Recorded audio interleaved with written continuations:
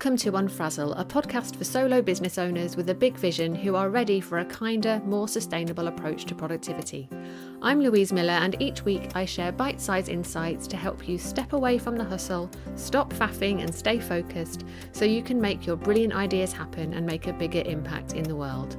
Before we dive into today's episode, if you enjoy what I'm sharing here on Unfrazzle and you'd like to support the podcast, you can buy me a cuppa by going to buymeacoffee.com/Louise Miller and making a one-off donation. I'll pop a link to that in the show notes. Okay, grab yourself a cuppa and let's get started. I write lists but never follow through. I always leave everything to the last minute. I find it impossible to prioritise.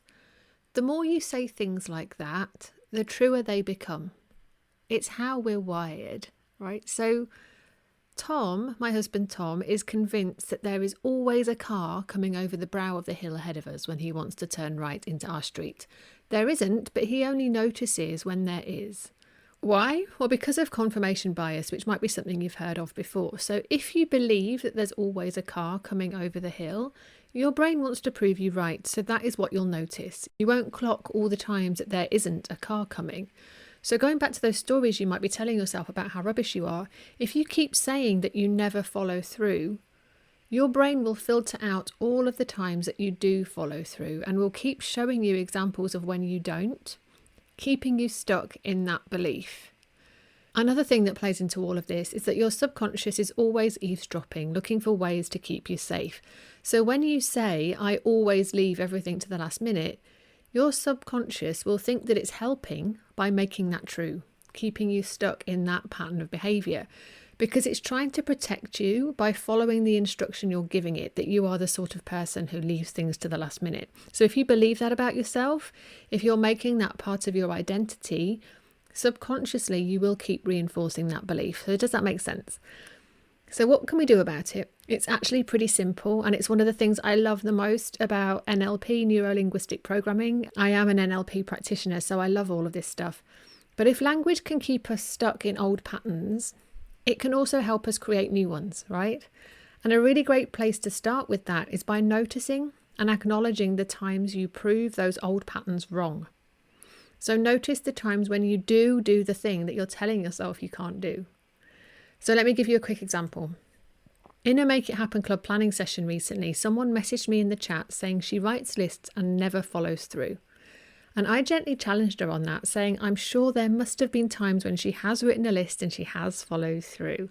I don't believe that she's never in her life done the things that she's written on a list, whether that's a shopping list, a list of errands, or a daily to-do list. If she stopped to think about it, I'm pretty sure she could find some examples of times she has done the things she wrote on a list.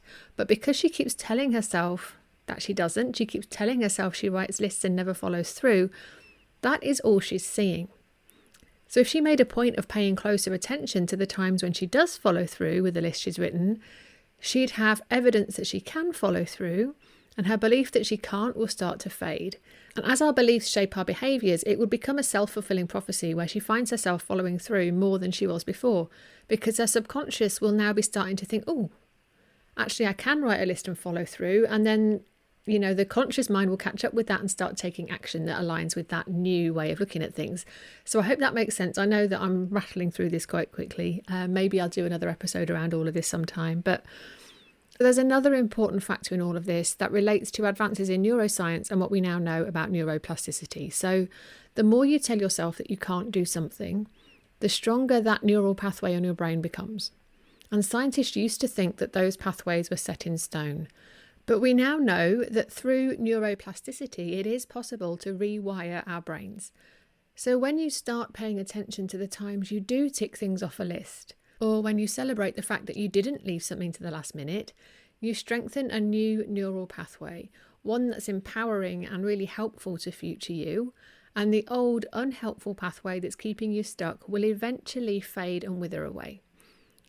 So now every time we're driving home and there isn't a car coming over the brow of the hill, I yell, "Look, no car," at Tom, right? Proving my point that the story he's telling isn't true. And yes, I am so much fun to be married to. But I'm telling you all of this because the language that we use matters, and the stories we tell shape our beliefs and our behaviours, whether we like it or not. So what story do you want to tell yourself? Now, I'm not suggesting that you start telling yourself stories that are clearly not true. Your brain has a pretty good BS detector, but there are subtle changes you can make that will help you set yourself up for success. So, for example, instead of telling yourself, I write lists but never follow through, how about changing that to, I write lists and I'm getting better at following through? And instead of saying, I always leave everything to the last minute, how about, I get things done by the deadline and I would love to give myself more time? Instead of, I find it impossible to prioritise, how about, I'm improving my ability to prioritise? So I know this might feel awkward and clunky and seem a bit silly at first, but when you start framing things in a more positive way, your brain will get to work proving those new stories true. Your subconscious will be working for you, helping you shape the reality that you want rather than keeping you stuck in your old patterns. So I'm really fascinated by the way that our minds work, and I actually find it freeing to remember that we're storytelling machines and we get to choose which stories we tell ourselves. So given a choice between a story that makes you feel rubbish and one that lifts you up, which would you choose? So I'd love to invite you to pay attention to the language you're using with yourself over the next few days and just see what changes you can make that will empower you and inspire confidence. It's a small thing, but over time it can make a really big difference. And if the idea of neuroplasticity is new to you, I'm going to pop a link to a video that shows how it works in the show notes. But as always, I hope that this helps, and I look forward to seeing you again soon. Thank you for listening to Unfrazzle. If you enjoyed this episode, please share it with a friend who needs a dose of calm productivity in their life. And I'd love it if you could leave me a rating and a review, as that will help more people discover this podcast. If you'd like to hear more from me to help you stop faffing and take back control of your time, you'll find a link to join my mailing list in the show notes, and I would really love for you to join us. So thanks so much for your support, and I look forward to seeing you next time.